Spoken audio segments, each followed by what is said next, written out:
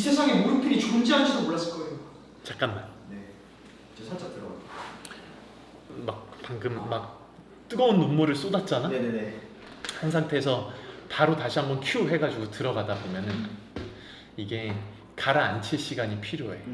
이게 처음부터 이제 그렇게 해서 올라오고 나서 그 곳에 도달하게 되었잖아. 그 그죠. 느낌에.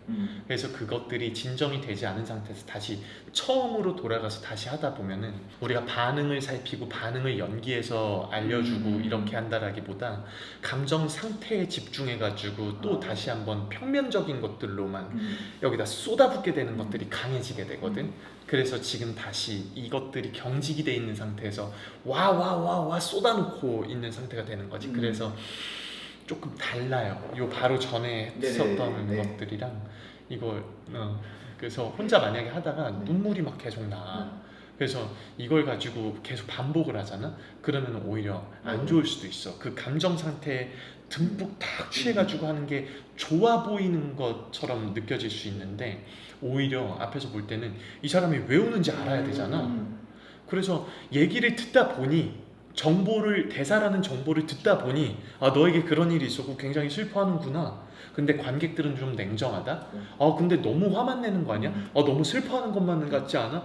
너무 말 소리가 잘 들리지 않아. 기타 등등 여러 가지 이유로 이제 사람들은 우리에 대해서 내 감정에 동의하지 않는 일들이 생기게 된단 말이지. 무조건 그들이 동의 가능한 것들을 표현해줘야 돼.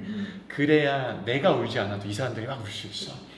아까 내 얘기가 뭔가 마음을 울렸어. 뭐 웃으면서 얘기를 해도 이 사람이 운다고. 왜 저렇게 얘기를 하나 이런 거라기보다 알고 있으니까 그게 뭔지 어떤 내용들인지. 그래서 그 집에 대한 소개들을 하거나 이렇게 할 때는 그 마음들이 듬뿍 묻어나가지고 거기에 대한 얘기를 막 하는 게 훨씬 더 좋을 거야.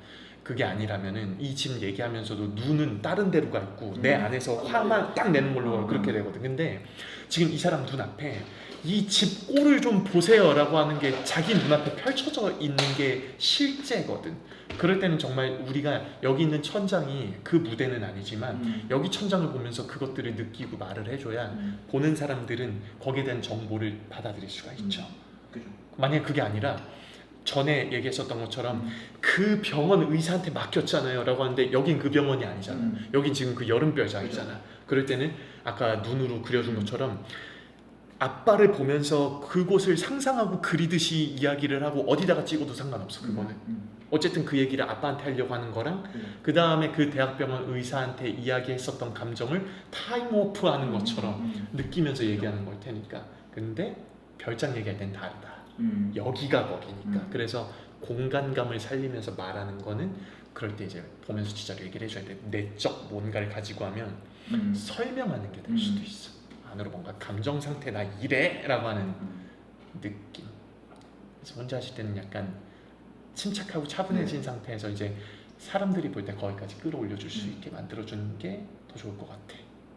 저도 어제 눈물이 흘러서 그 연습 그냥 아예 못했어요. 왜냐하면 이게 울면서 한번 해봤는데 그 너무 이상한 거야. 왜 갑자기 울어? 보는 사람 입장에서 왜 울지? 이럴 거 아니에요. 그래서 이게 운다고 감정이 올라온다고 좋은 건 아니구나. 그냥 가면서 자연스럽게 착 와야지 이게 보는 사람 입장에서도 뭔가 이럴 텐데. 그렇게 준비를 해줘야 화이팅!